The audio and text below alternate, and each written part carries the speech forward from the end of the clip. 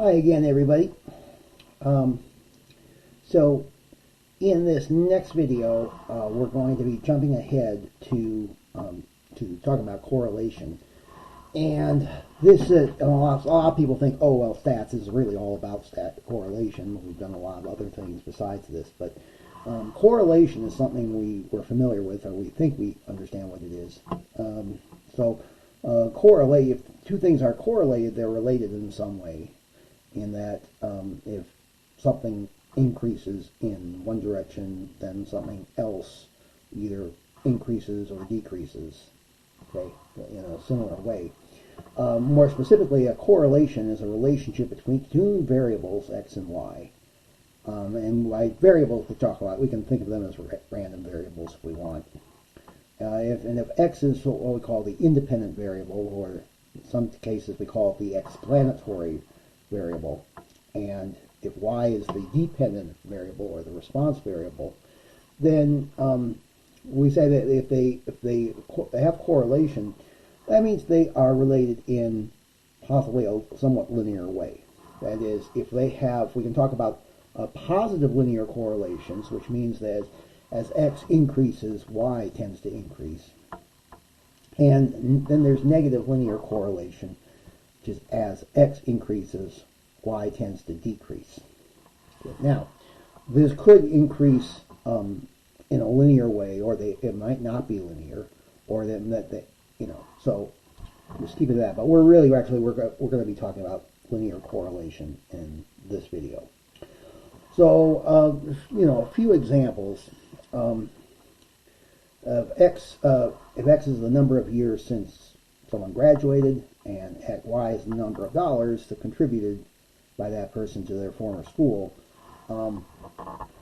that's probably going to be an example of positive linear correlation, because presumably, the further you are from graduation, the older you are, the more money you will have, and the more money you'll be able to contribute to your former school. Now, this certainly is not going to be a perfectly linear relationship, right? Because there could be other factors about why you contribute or don't contribute to a school, okay? But it is reasonable that x and y would have some sort of positive linear correlation. In this next example, if we had talked about if x is the number of peanut butter sandwiches you eat this week, and y is the number of miles you drive this week, well, those are pretty much unrelated, right? Because there's no reason why eating peanut butter sandwiches would make you drive more, okay? Maybe you might have to drive to the store to buy some peanut butter, but overall that wouldn't really have any. So we wouldn't really expect any correlation there. And then in the third example, if x is the number of absences from school and y is your school GPA, we can certainly expect some reasonable negative correlation there, right? Because the more school you miss, you're probably not going to do as well in class and with your grades, and so that'll probably lead to a lower GPA. So this would be an example of negative linear correlation. All right. Now, the question is, okay, so that's kind of reasonable. We might expect, but this is a math course, okay? So how do we quantify this linear correlation? Okay, and what do we do with it once we quantify it? So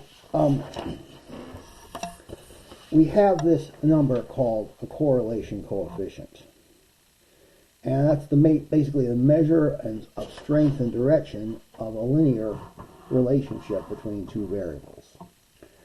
And so the way this happens is if let's say you make some observations, okay, you have to have some values of x's and their corresponding values of y's.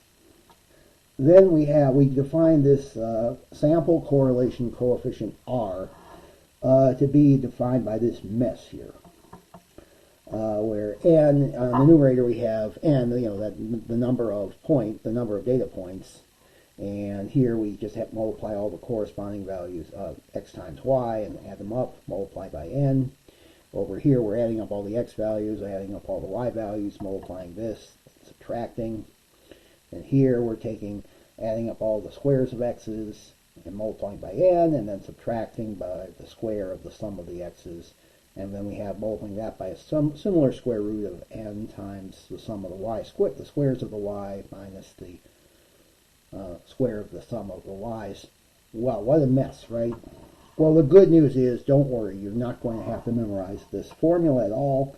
You're not going to use this formula at all. This is completely determined by computed by your calculator. Okay, but the thing here is that then we also have a population correlation coefficient. You know, that is, it's just calculated the same way.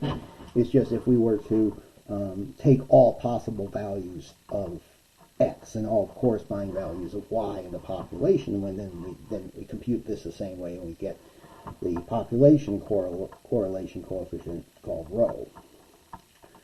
All right, and we use r to estimate what rho is.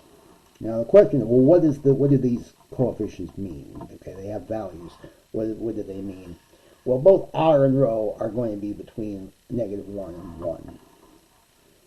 And then if it's near 1 or equal to 1, then that implies positive linear correlation. And if it's near -1, it implies negative linear correlation.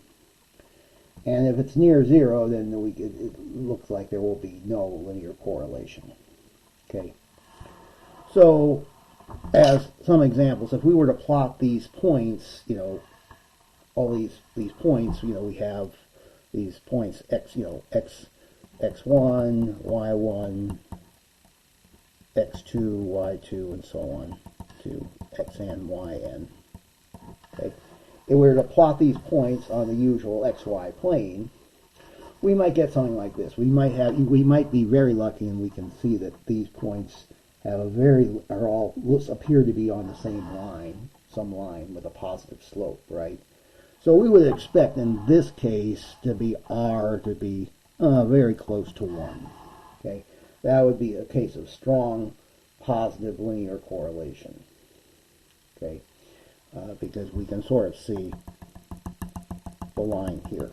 Now I want to be clear, r is not the slope of the line. Okay, r just tells you how likely it is that how well a line would fit. And if r is positive, then this is going to have a positive slope. And if r is negative, we will have a negative slope. But that's about it. Okay. In this next case down here, we can see that these points seem to lie on a line with a negative slope. So in this case, r would be approximately equal to -1. Okay. But then we have some other cases where, well, we can sort of see that there might be a line that might approximate them, even if they don't have, none of them are actually on the line. This is what we call a linear regression line, and this is going to be in Chapter 9.1, Section 9.2. So it seems like it looks like it could be some negative linear approximation, negative linear correlation, but not as nice as this. So we might say maybe r would be approximately maybe equal to -0.8 or something like that, or 0.7 or 0.6. Okay, and then we have a case where looks like we might have some correlation, but it's not linear, right? It seems like these curves lie on a certain parabola. Okay, but because the parabola is not a line, we would say r is congruent to 0. There's no nice, we could try to find a line that approximates them, but it's going to be really bad. Okay, so this would be a case of no linear correlation. Okay, so it looks like r would be close to 0 in this case, right? All right, so well, how do we compute the r of these values of r on our calculator? Okay, so the way we do that is, in this case, let's say if we were to plot, in this first example, if we were to plot these points on a graph, Well, here's 13, negative 1, that would be here. 10, 2, that would be something like that. 3, 1, that would be something like that. 5, 7, that would be maybe up here. And 6, negative 2, that would be down here. So it looks like this would not be, we can't really expect a lot of nice linear approximation, but how do we actually compute the correlation coefficient? I'm sorry if I said approximation, I mean correlation. Well, one thing is you could, you got to group all the x values together and y values together. So we have 13, negative 1, 10, 2, 3, 1, 5, 7, and 6, negative 2. And your calculator will actually compute R is, and actually it'll even calculate an approximate line that a linear regression line that will approximate this. The first thing though, if you're doing this for the first time with a TI-83, there we go. We have you have to turn this something called a diagnostic on. So to do that, for a TI-83, you have to hit the catalog button here, and that gives you a long list of functions. So then scroll down to where it says diagnostic on.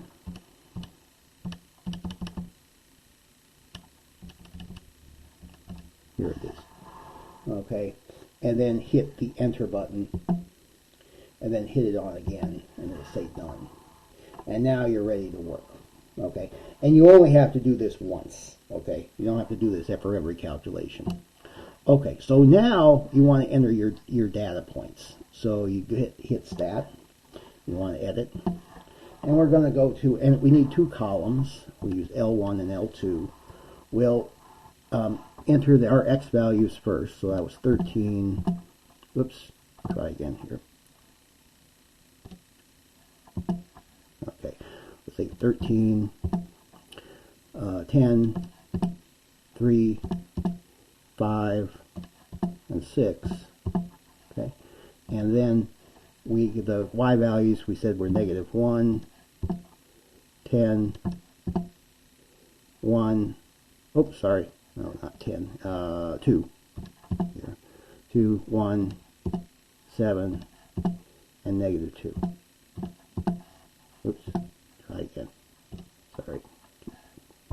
Keep messing this up. It's negative 2. Okay. All right. So now we have our x values here for L1, our y values here for L2. So now we'll go hit stat again. Now we're going to calc. And we want to use linear regression. It's this linear regression AX plus B command. That's what we want. So enter that.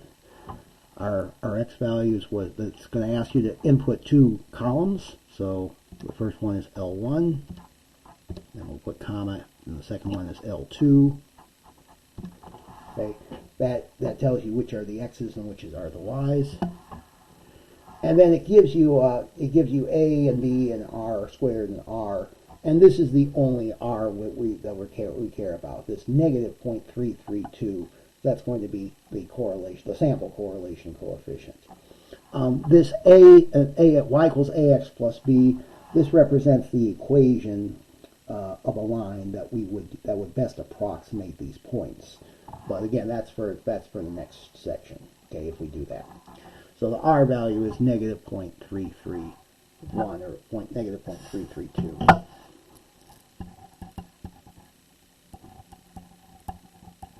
Okay, so that implies basically that implies no linear correlation.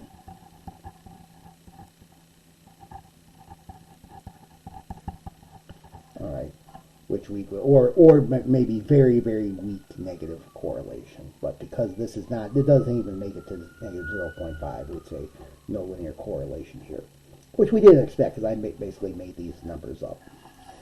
Now, in this case, if we try a more specific example, it actually means stuff. Let's say if X are the number of hours a student spent studying and Y was their test score, and let's say we have the data here. Then in this case we can do this again. We kind of expect that the more hours that you would study, the more the test score, well, the test scores you would get, the test scores you would get.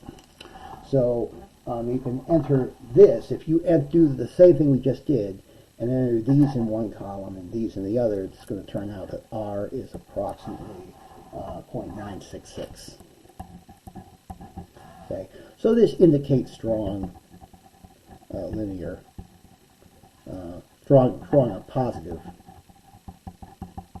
linear approximation. Okay, and which is kind of what we would expect. Okay, strong because it's very, very close to 1. All right, now that's all we're doing for this section. Okay, if you read the section in your book, it actually helps you do. It shows how you can do hypothesis testing to see if R, to use R to estimate rho. We are not going to be doing that. We're just getting through the basic idea of correlation. And this should be, shame on me, this should be correlation. My mind keeps thinking about approximation because there is some approximating going on by approximating the regression line, but that's it. All right, so basically what you need to know is that this is how you calculate R on your calculator, and what does R mean.